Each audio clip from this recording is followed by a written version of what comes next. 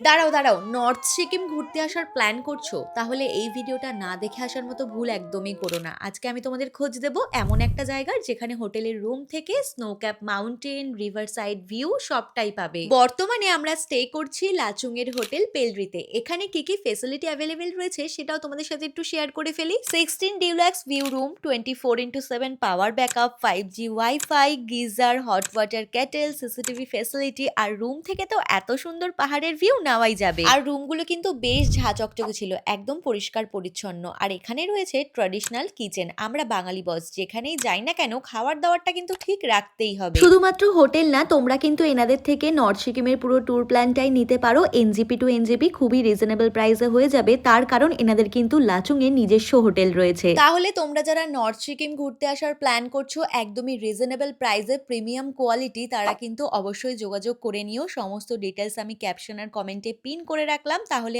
আজকের মতো এই পর্যন্তই, দেখা হচ্ছে পরের ভিডিওতে। বাই।